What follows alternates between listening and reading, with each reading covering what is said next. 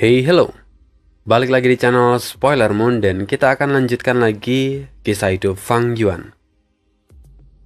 Di part sebelumnya, Fang Yuan menjalankan misi dari Langya, tetapi dia tidak mengerjakannya sendiri, melainkan dia meminta anggota Sekte Bayangan serta Baining untuk menyelesaikan misi itu guna mewakili dirinya.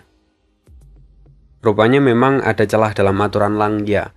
Jadi Langya pun tidak bisa menolak ide Fang Yuan kali ini. Oleh karena itu, sekarang Fang Yuan dapat berkultivasi dengan tenang di tanah Langya, sementara para bawahannya mengerjakan misi yang diberikan oleh Langya. Kemudian, selain mereka, di luar masih ada Sui Er yang dengan setia menunggu Fang Yuan. Nah, apa yang akan terjadi berikutnya? Kita sambung lagi kisah hidup Fang Yuan di part 288. Setelah beberapa kali meminta, akhirnya hari ini Sui Er mendapatkan kesempatan bertemu langsung dengan Fang Yuan. Fang Yuan menatap ke bawah, tepat ke arah Sui Er. Gadis itu muda dan cantik. Posturnya tinggi, penuh semangat dengan mata dan rambut biru yang mencolok. Auranya dingin, khas milik ras manusia salju. Kulitnya halus, tubuhnya menggoda. Banyak pria pasti akan sulit untuk mengalihkan pandangannya dari Sui Er. Tak salah lagi, dia memang layak untuk dijuluki gadis tercantik di antara semua wanita di suku manusia salju. Tapi bagi Fang Yuan, kecantikan tak ada artinya. Dia bahkan langsung menyindir tanpa basa-basi. Jadi inikah yang kalian sebut ketulusan? Sui Er tak langsung mengerti maksud Fang Yuan. Dengan nada gugup dia menjawab, "Tuan Fang Yuan, mohon untuk tidak salah paham." Fang Yuan mencibir, "Kalian memberikan hadiah yang begitu kecil, tapi kalian ingin menikahkan aku denganmu. Suku kalian seperti bermimpi di siang bolong kalau kalian merasa bisa mendapatkan bantuanku yang setara dengan kekuatan peringkat 8 hanya dengan cara semudah ini." Sui Er terdiam. Ucapan itu terlalu frontal. Awalnya Sui Er begitu mengagumi Fang Yuan. Dia tahu Fang Yuan punya talenta yang luar biasa dan kekuatan yang sangat langka. Namun, mendengar semua perkataan Fang Yuan, rasa kagumnya kini runtuh. Andai saja bukan demi misi, Sui Er pasti sudah pergi sejak tadi. Namun, ini bukan hanya soal dirinya. Ia membawa harapan dari seluruh sukunya. Sui Er menarik nafas dalam-dalam dan tetap mencoba tenang. "Tuan Fang Yuan, Anda telah menerima 2 set hadiah dari kami. Bukankah itu artinya Anda setuju untuk membicarakan tentang pernikahan? Jika memang hadiah kami tidak cukup, mohon berikan daftar permintaan. Saya pasti akan menyampaikan permintaan itu pada para tetua." Fang Yuan yang sudah menyiapkan daftar itu sejak awal langsung melemparkan sebuah gu informasi ke tangan Sui Er. "Apa?" Sui Er terbelalak ketika melihat isi dari gu informasi itu. Namun ini belum selesai. Fang Yuan berkata dengan santai, "Itu masih belum semuanya." Sui Er tentu mulai merasa kesal. "Anda masih punya permintaan yang lain?" Fang Yuan masih terlihat percaya diri. Tanpa rasa bersalah sedikit pun, dia berkata, "Kalaupun suku kalian bisa memenuhi daftar permintaanku, itu masih belum cukup. Kamu sendiri juga harus menunjukkan ketulusanmu." "Ketulusan saya?" Sui Er bingung. Lalu Fang Yuan tersenyum tipis dan berkata, "Tidak sembarang orang bisa menjadi istriku. Meskipun kalian merekomendasikanmu, apakah kamu pikir kamu layak untuk tetap menjadi istriku?" Kamu harus melalui ujian sebelum kamu berpikir untuk menjadi istriku. Ujian? Suer bingung. Tapi semua ini demi sukunya. Jadi Suer tidak boleh berpikir egois. Tuan Fang Yuan, tolong jelaskan ujian itu. Fang Yuan lalu berkata, pergilah ke Taikyu dan kumpulkan jiwa-jiwa untukku. Nanti akan ada orang yang membimbingmu di sana. Mendengar itu, Suer merasa seperti ditusuk oleh jarum. Seorang jenius seperti dirinya ditugaskan seperti seorang pesuruh. Suer terdiam sejenak. Pada akhirnya, dia tidak bisa menolak. Memikirkan tentang kelangsungan hidup sukunya, dia harus menjalankan misi ini meskipun hatinya terasa sakit. Singkatnya, Suer pun pergi. Dan Fang Yuan yang melihat punggung Suer berpikir bahwa penugasan ini atau ujian ini hanyalah pengaturan Fang Yuan. Bahkan kalaupun ia telah menerima hadiah kedua, tetapi Fang Yuan masih meminta Suer mengikuti tes. Rencananya adalah untuk menggoyahkan batas bawah dari suku manusia salju. Kalau mereka benar-benar ingin menjodohkan Suer dengannya, maka Fang Yuan harus melihat sejauh apa mereka berani berkorban. Semakin besar tekad mereka, maka semakin besar pula keuntungan yang bisa Fang Yuan ambil. Pernikahan ini bukan yang utama, tetapi bagi Fang Yuan, pernikahan ini adalah peluang besar untuk mendapatkan keuntungan sebanyak mungkin. Setelah itu, Fang Yuan pun kembali dan mulai berkultivasi lagi. Di sisi lain, sebelum Suer meninggalkan tanah Langya, seorang wanita menghampiri dia. "Kamu Suer?" Suara itu terdengar halus. Suer lalu melihat wanita yang menyapanya. Tubuhnya ramping, kulitnya putih seperti salju, dan dia mengenakan gaun bermotif bunga. Sosok itu terlihat begitu mempesona. Namun, ia bukan sembarang wanita.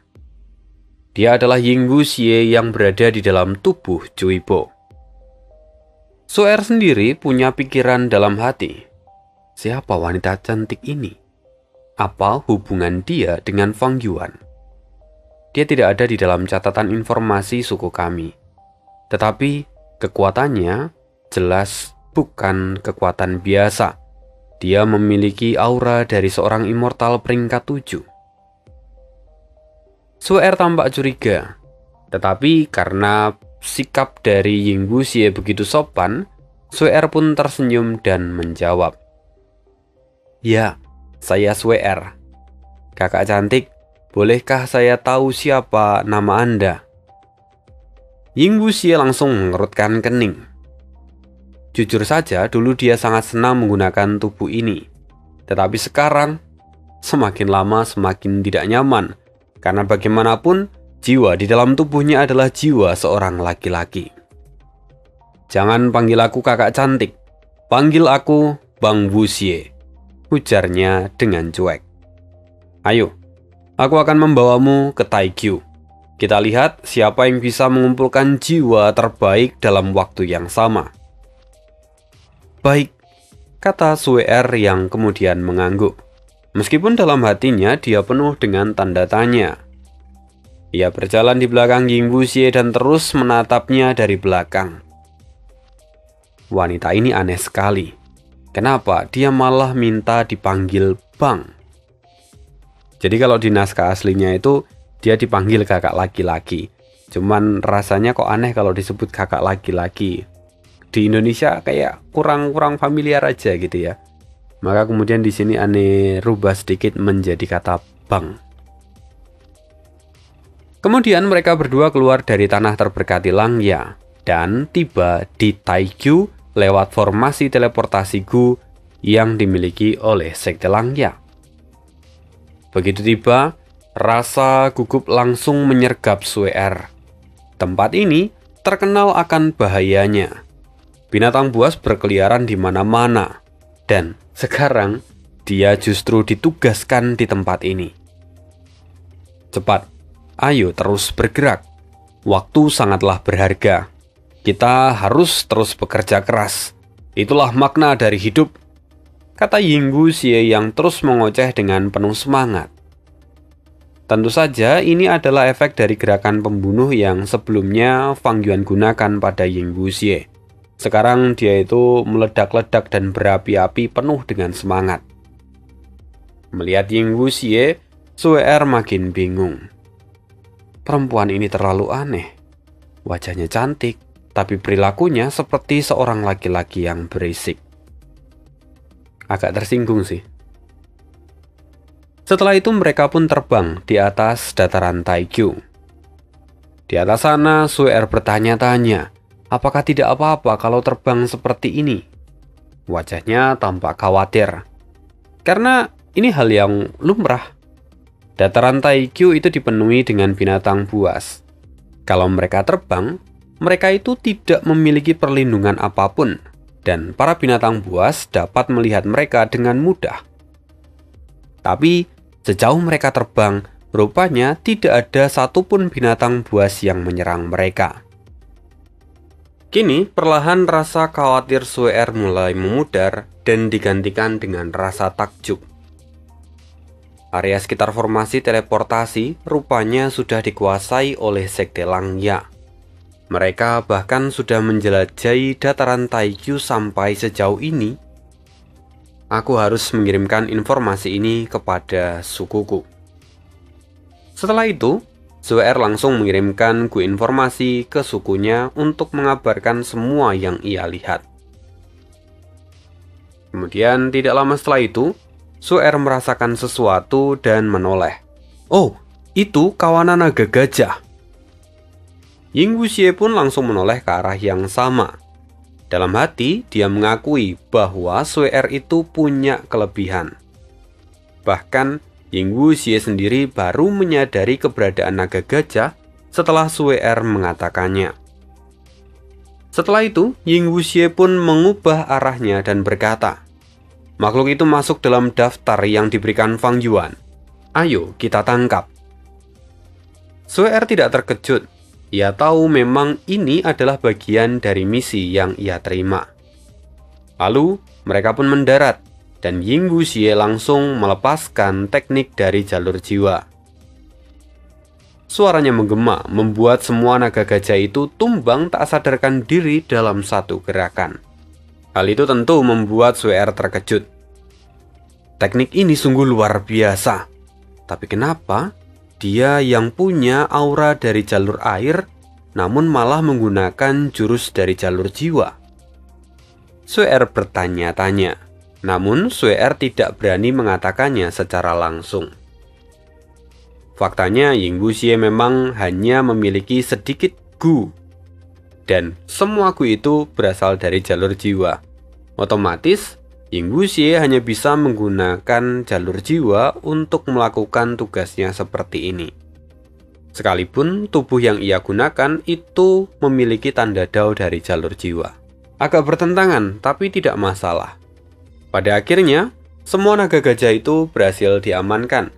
Dan kemudian Yinggu Xie bersama dengan Sue Er kembali terbang bersama. Tidak lama setelah itu, mereka lalu bertemu seseorang lagi. Seorang perempuan lain? Sue Er langsung mengerutkan keningnya. Siapa dia? Lagi-lagi seorang wanita cantik. Dia peringkat 6 sama sepertiku. Apa hubungannya dengan Fang Yuan?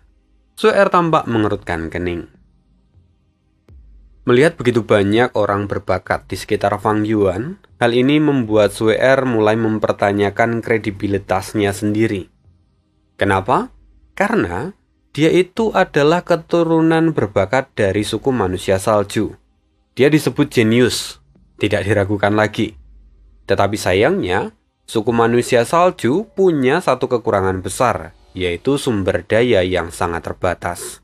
Dan mampu mencapai peringkat 6 di usia yang muda itu adalah prestasi yang luar biasa. Sayangnya, setelah bertemu dengan Ying Wuxie yang adalah seorang peringkat 7, Sue Er langsung merasa betapa jauhnya langit dan bumi. Untungnya, saat ini dia bertemu dengan seorang ahli peringkat 6 dan itu membuat beban di hatinya sedikit terasa lega. Sue Er kemudian dengan ramah menyapa. "Hai, kamu bisa memanggil aku Sue Er." Sue Er berniat untuk membangun hubungan yang baik dengan orang-orang ini, karena bagaimanapun mereka punya hubungan dengan Fang Yuan. Kalau Sue Er ingin menjadi istri Fang Yuan, dia juga harus memiliki hubungan yang baik dengan orang-orang ini. Itulah yang dia pikirkan. Dan setelah itu, wanita peringkat 6 itu pun tersenyum dan berkata, "Halo, kau bisa memanggilku Luolan." Rupanya orang itu adalah He Laolan. Tatapannya tajam, penuh dengan makna. Bagaimanapun, He Laolan baru kali ini melihat manusia salju yang dekat dengan manusia. Dia bertanya-tanya, apa yang sedang Fang Yuan pikirkan? Kenapa dia tiba-tiba mengirimkan seorang manusia salju? Faktanya, He Laolan memang tidak tahu bahwa saat ini suku manusia salju sedang mendekati Fang Yuan untuk melangsungkan hubungan pernikahan. Yang tahu hal ini hanyalah Ying Wuxie. Jadi He Laolan merasa penasaran. Setelah itu Ying Wuxie kemudian berkata lagi, "Baiklah, karena kita sudah saling kenalan, ayo berangkat." "He Laolan, lanjutkan tugasmu. Aku akan membawa Sue Er untuk menemui yang lain." Namun, He Laolan merasa penasaran. Instingnya berkata bahwa kedatangan Sue Er ini terlalu tiba-tiba dan mencurigakan. Maka pasti ada alasan di baliknya. He Laolan adalah seorang yang ambisius. Walaupun dia terikat dengan perjanjian aliansi, dan dia juga sudah kehilangan kebebasannya, tetapi dia tetap ingin mencari tahu. "Tunggu, aku ikut. Tugasku mencari gading yang tajam belum selesai. Aku akan ikut pergi, dan nanti akan meminta bantuan Miao Yin," kata He Laolan yang kemudian menyusul Sue Er dan Ying Wuxie. Sue Er senang sekali. Dia memang ingin lebih dekat dengan He Laolan. Ya, alasannya karena peringkatnya sama-sama peringkat 6. Sebaliknya, He Laolan juga memanfaatkan kesempatan ini untuk menggali informasi. Ia bersikap hangat dan bersahabat, sehingga itu membuat Sue Er merasa nyaman. Saat ini Ying Wuxie ada di depan. Mereka bertiga pun melanjutkan perjalanan bersama. "Saudari Laolan, aku senang bisa bertemu denganmu," kata Sue Er dengan penuh sopan santun, memposisikan dirinya lebih rendah. "Anak ini polos banget," kata Laolan mendengus dalam hati. Dibandingkan dengan masa lalunya yang kelam dan keras di bawah bayang-bayang ayahnya, Sue Er memang seperti anak desa yang baru turun gunung. He Laolan segera menyadari kalau Sue Er sangat ingin tahu tentang para immortal dari Sekte Bayangan. Ia pun memanfaatkan rasa ingin tahu itu sambil memberikan informasi yang tidak terlalu penting. Ia pelan-pelan menyelidiki apa yang sebenarnya terjadi di balik layar. Meskipun Sue Er cukup waspada, tapi tetap saja ia bukan tandingan He Laolan dalam hal kelicikan dan pengalaman. Tepat saat Sue Er hampir keceplosan, Ying Wuxie memotong percakapan itu. "Itu, gading babi hutan yang tajam. He Laolan, kau beruntung. Tidak perlu repot-repot hutang budi ke Miao Yin. Kau bisa menangkapnya." Sue Er pun mengikuti arah pandang dari Ying Wuxie, dan benar saja di sana terlihat seekor binatang buas yang sedang tertidur. Tubuhnya penuh dengan otot dan auranya sangat mengintimidasi. Jantung Sue Er berdegup kencang. Ia sadar diri, kekuatannya belum cukup untuk menghadapi binatang buas di level itu. Sementara, He Laolan yang tampak kesal karena interogasinya diganggu, kini dia marah. Dia melampiaskan semua amarah itu pada babi yang kini sedang tidur. "Sister Laolan, hati-hati!" seru Sue Er khawatir. Dalam hati ia kagum, baru kenal sebentar, He Laolan sudah menunjukkan keberanian yang begitu luar biasa. Tapi, dia tidak menyangka kalau He Laolan ternyata jauh lebih mengerikan daripada binatang buas itu sendiri. Saat bertarung, aura He Laolan berubah total. Api menyala dari tubuhnya, melesat, membara sampai langit. Sue Er nyaris tidak bisa bernapas karena tekanan yang begitu kuat. Dia ini peringkat 6, tapi kekuatan tempurnya bisa bersaing dengan peringkat 7. Bagaimana bisa? Pikir Sue Er. Dia tidak bisa berkata-kata. Ia menyaksikan pertarungan dengan mata terbelalak. Dia menyadari bahwa He Laolan memiliki begitu banyak gua abadi tingkat tinggi. Babi hutan gading tajam itu sempat mengamuk, namun pada akhirnya tumbang dan kabur ketakutan. "Sister Laolan, kamu sungguh luar biasa," kata Sue Er menatapnya dengan takjub. Sementara He Laolan menggelengkan kepalanya. Itu bukan apa-apa. "Tidak, kamu peringkat 6, tapi kekuatanmu jelas-jelas di level peringkat 7. Tidak semua immortal bisa seperti itu." He Laolan tersenyum pahit. "Di sekte bayangan, aku ini adalah yang paling biasa-biasa saja."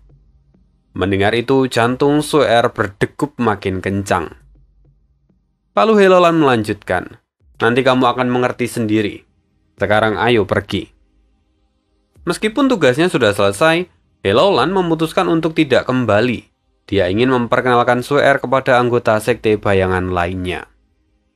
Tidak lama mereka pun bertemu dengan Pri Miao Yin serta Baitu.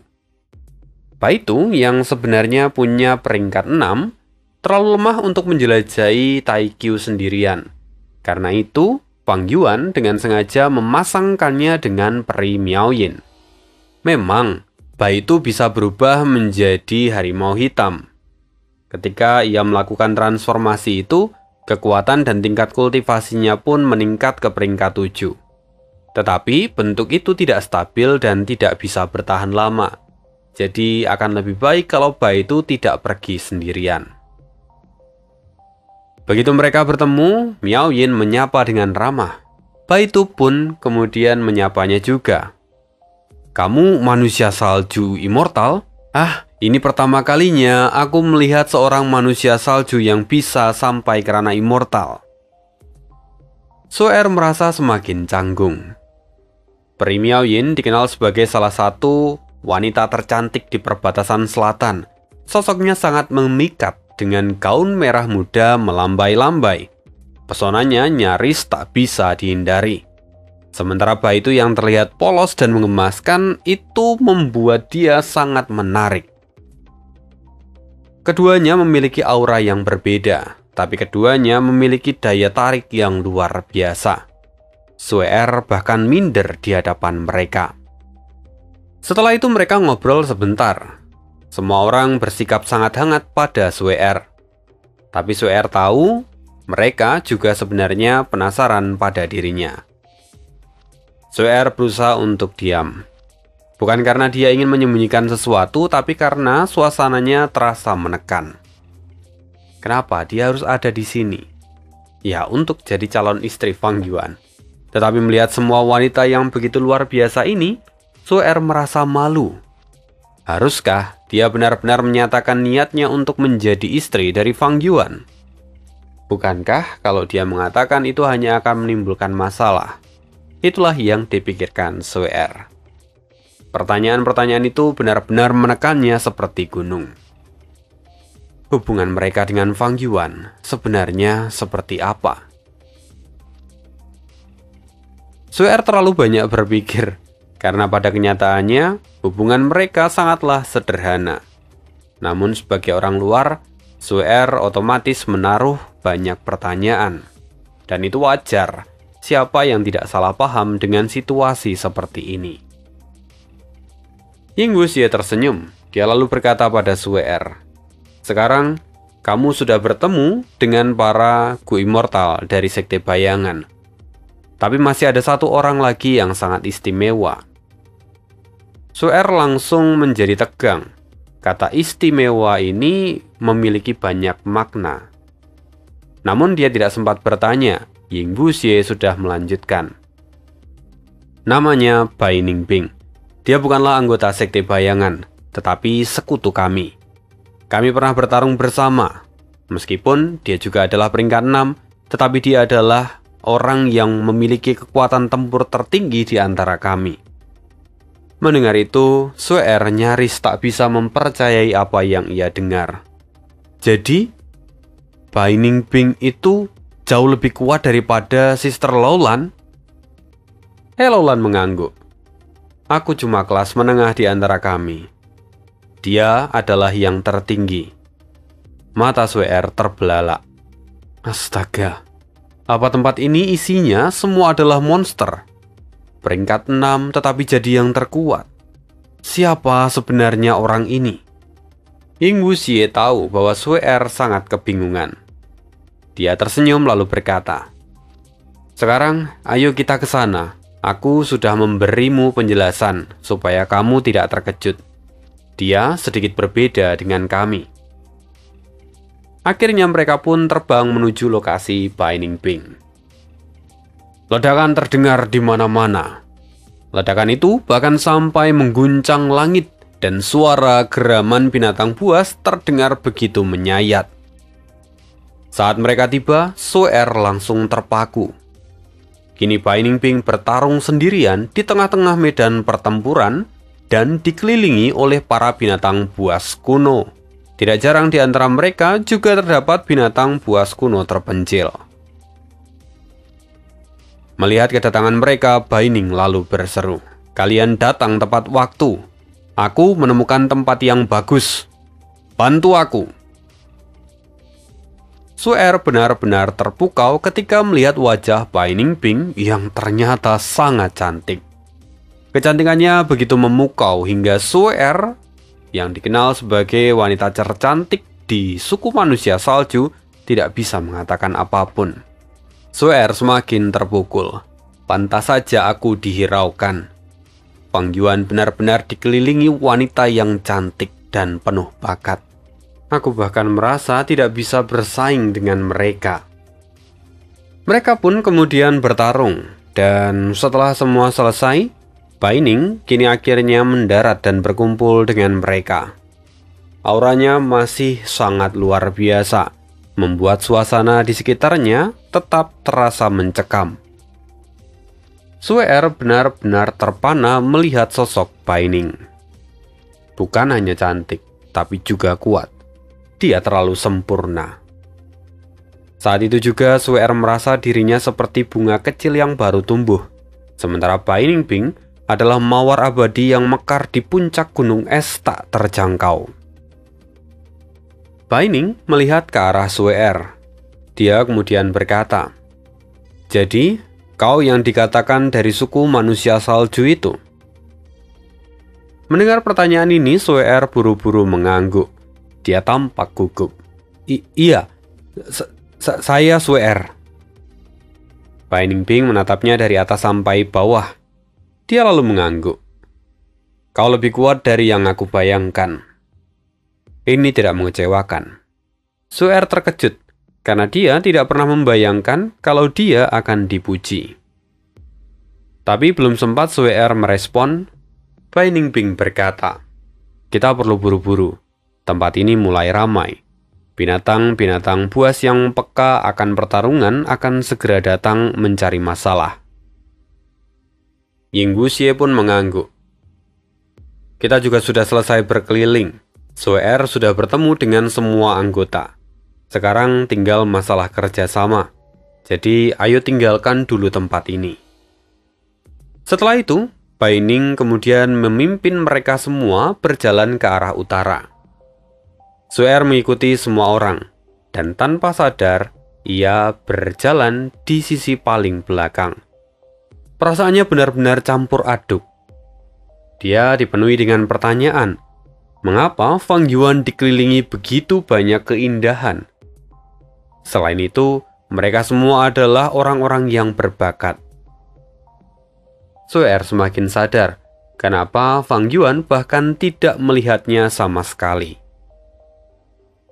Kembali ke sisi Fang Yuan, kini dia masih berkultivasi di dalam menara awan miliknya. Dia terus melatih gerakan pembunuh yang ditinggalkan Raja Sejati Gunung Ungu. Dan saat ini, dia sudah mencapai batasnya. Dengan tingkat pemahamannya di jalur kebijaksanaan, rupanya dia belum bisa mempelajari semua teknik yang ditinggalkan oleh Raja Sejati Gunung Ungu. Kecuali kalau nanti dia sudah meningkatkan pemahamannya, maka Fang Yuan mungkin bisa mengaplikasikan semua warisan yang ditinggalkan oleh Raja Sejati Gunung Ungu. Tapi meski begitu, dia kini memiliki beberapa gerakan pembunuh yang baru. Walaupun ada beberapa gerakan pembunuh yang mirip dengan gerakan pembunuh miliknya. Namun, gerakan pembunuh ini memiliki keunggulan yang lebih besar dan juga dari segi efisiensi penggunaan esensi abadi juga jauh lebih baik. Misalnya saja gerakan pembunuh segudang diri. Pada warisan yang ditinggalkan oleh Raja Sejati Gunung Ungu, Fang Yuan juga bisa memiliki kloningan berwarna ungu yang secara statistik jauh lebih kuat dan pengeluaran esensi abadinya juga lebih kecil. Ini adalah terobosan yang besar. Fang Yuan familiar dengan gerakan pembunuh seperti ini, dan dia juga cocok dengan gaya bertarung menggunakan segudang diri.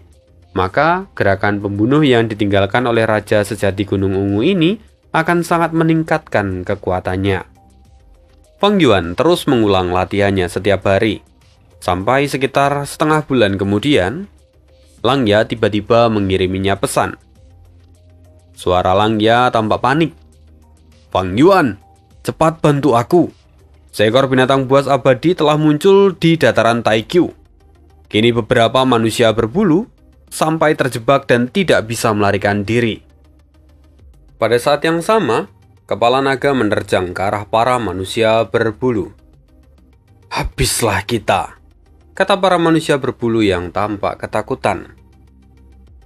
Peri Baining, tolong selamatkan kami, seru para manusia berbulu yang lain. Baining mendengus. Kemudian dinding es muncul dan melindungi ketiga manusia berbulu itu. Kepala naga menabrak dinding es dan menghancurkannya dalam satu gerakan. Untungnya, Baining sudah memindahkan ketiga manusia berbulu itu. Kalau tidak, mereka pasti sudah menjadi pasta daging. Wajah Baining tampak kompleks. Secara kekuatan, Baining sesungguhnya cukup percaya diri untuk menghadapi kepala naga yang ada di depannya. Tapi sayang, kepala naga itu rupanya hanya satu bagian dari tubuh binatang buas abadi yang menyerang mereka. Sesungguhnya, yang sedang menyerang mereka adalah naga 10.000 kepala. Jadi naga ini berukuran sangat besar dengan kepala yang sangat banyak. Tubuh mereka pada umumnya akan tertanam jauh di bawah tanah. Meski Baining bisa menghadapi satu kepala, tetapi kalau kepala yang lain bergabung, maka kepercayaan diri Baining juga akan turun. Kekuatan satu kepala saja ada yang setara dengan peringkat 7. Inilah yang membuat naga berkepala 1000 berada di tingkatan binatang buas abadi. Jadi pada akhirnya, Baining pun memutuskan untuk mundur sambil membawa ketiga manusia berbulu itu. Di saat yang sama, He Laolan, Miao Yin, Ying Buxie, dan yang lain juga sedang bertarung dengan kepala naga lainnya. Kondisi mereka tidak terlalu baik. Kini, kepala naga lainnya mulai berkumpul dan menyerang bersamaan. Sial, kapan pemimpin sekte akan tiba? Seru He Laolan dengan putus asa. Tentu yang dimaksud adalah Fang Yuan. Ying Buxie pun memberi semangat. Tunggu, kita sekarang ada jauh di dalam dataran Taikyu. Bahkan dari formasi teleportasi pun kita berada di tempat yang jauh. Butuh waktu untuk sampai ke tempat ini. Maka kita harus bertahan sampai pemimpin sekte tiba. Pertarungan menjadi semakin sengit. Bai itu pun tampak masam. Apakah sebaiknya kita mundur sekarang? Sue Er berkata, kita ikuti perintah Bang Wuxie. Walau kita tidak bisa mengalahkan naga ini, tetapi kita bisa menahannya. Meskipun itu benar, tetapi semakin lama mereka bertarung, semakin banyak kepala naga yang terbangun. Hal ini membuat peluang hidup mereka pun menjadi jauh lebih kecil. Ditambah, kepala-kepala naga itu kini menghadap ke arah semua orang dan mereka membuka mulut. Semuanya melihat itu dan tampak terkejut. Kepala-kepala naga itu mulai mengumpulkan energi di sekitar dan membuat mulut mereka bercahaya. Ini serangan jarak jauh. "Sialan, ini buruk. Semuanya bertahan," seru Ying Wuxie. Tetapi, serangan itu tidak terhentikan. Semua orang terkena serangan itu, dan ledakan besar terjadi. 3 manusia berbulu, Sue Er dan Baitu, nyaris tidak bisa bertahan hidup. Sementara yang lainnya pun terluka. "Sialan, apakah aku akan mati di sini?" kata Sue Er yang kini tampak putus asa.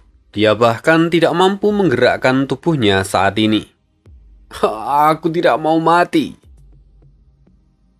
Sesaat kemudian, kepala naga kembali menyerang ke arah Sue Er.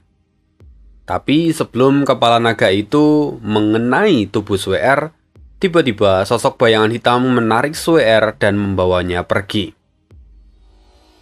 Sue Er terkejut, dan ketika dia melihat sosok bayangan hitam itu, dia berkata, Kamu Nona Baitu?" Kini, Baitu dalam wujud harimau hitam, dan tentu saja kekuatannya meningkat drastis, sehingga mereka pun bisa menghindari serangan dari kepala-kepala naga itu. Sesaat kemudian, terdengar sebuah suara. Klon pemikiran tak berujung. Tiba-tiba seluruh medan perang dipenuhi oleh klon Fang Yuan yang berwarna ungu. Akhirnya, kini sang pahlawan telah tiba. Pertarungan pun dimulai lagi. Sementara anggota sekte bayangan dan yang lain kini beristirahat di belakang. Fang Yuan bertarung dengan gagah berani dan dalam sekejap, dia membantai kepala-kepala naga itu. Sue Er memandang semuanya dengan penuh kekaguman. Luar biasa. Inikah kekuatan bertarung Tuan Fang Yuan? Mata Sue Er pun berbinar. Dalam sekejap, situasi berbalik. Naga 10.000 kepala dikalahkan dalam waktu yang singkat. Fang Yuan berdiri di atas salah satu kepala naga itu dan berkata dengan acuh tak acuh, "Binatang buas abadi ini terlalu lemah." Melihat itu, para manusia berbulu bersorak. Mereka kagum melihat kemampuan Fang Yuan. Selain itu, mereka juga bersyukur karena mereka bisa selamat dari maut. Sementara itu, Bai Ningping melihat kemampuan Fang Yuan, dia hanya mendengus. Lalu Ying Wuxie menatap gerakan pembunuh yang Fang Yuan gunakan, dan itu membuatnya teringat akan Raja Sejati Gunung Ungu. Sue Er kini hanya bisa memandang Fang Yuan dengan penuh kekaguman. Pikirannya terguncang saat menatap medan perang yang sudah porak-poranda. Sekarang dia tahu kenapa sukunya begitu berambisi untuk menjalin hubungan pernikahan dengan Fang Yuan. Inikah kekuatan tempur peringkat 8? Bahkan binatang buas abadi pun bukan tandingannya. Kekuatannya sungguh luar biasa. Jika aku menikahi Fang Yuan, maka itu sudah cukup untuk membuat kami terbebas dari tekanan para Rockman. Kalau kami bisa mendapatkan bantuannya secara langsung, seluruh suku pasti akan bangkit dan menjadi makmur. Sementara itu, Fang Yuan sendiri menatap tajam ke arah tubuh naga 10.000 kepala. Dia kini sedang menghitung untung dan rugi. Apa yang harus ia lakukan pada binatang buas abadi ini? Sebenarnya secara hierarki, naga 10.000 kepala termasuk binatang buas abadi yang terlemah. Apalagi saat ini kondisinya juga tidak terlalu bagus. Naga itu baru saja bangun dari tidur panjangnya dan langsung terjebak pada gerakan pembunuh kebijaksanaan milik Fang Yuan. sekarang apa yang harus kulakukan pada naga ini? Tanpa kepala, kekuatan naga ini jelas akan turun. Tetapi pondasinya masih ada. Cepat atau lambat, kepala naga baru pasti akan tumbuh kembali ke tingkat binatang buas abadi. Binatang buas memang memiliki banyak jenis. Dan naga 10.000 kepala ini adalah jenis yang spesial. Karena sekalipun dia telah terbunuh dan kepalanya dipotong semua, lambat laun dia akan kembali hidup dan kepala yang baru akan tumbuh. Oleh karena itu, naga ini sebenarnya bisa dikatakan abadi. Dan Fang Yuan sempat mempertimbangkan apakah dia harus memindahkan naga ini ke dalam apertur abadinya. Namun setelah memikirkan semuanya dengan begitu matang, Fang Yuan segera membuang pemikiran ini. Karena naga 10.000 kepala itu memiliki tubuh yang tertanam jauh di dalam bumi. Bahkan tubuhnya melekat pada urat bumi. Tanpa metode yang cocok, Fang Yuan tidak akan bisa mengambil tubuh dari naga 10.000 kepala. Kalaupun Fang Yuan berhasil melakukannya, dia harus menanggung biaya yang besar dan rasa-rasanya itu tidak setimpal untuk Fang Yuan.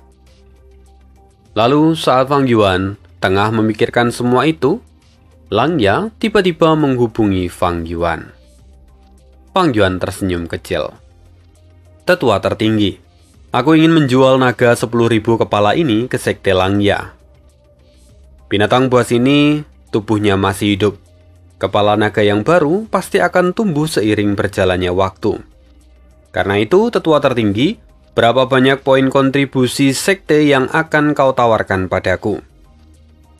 Lang Ya tertegun dan langsung berkata, Tetua Fang Yuan, kamu tidak pernah mengecewakan aku. Ini adalah ide yang bagus, dan aku akan membeli naga ini. Sekte Lang Ya memang tengah mencoba menduduki dataran Taikyu.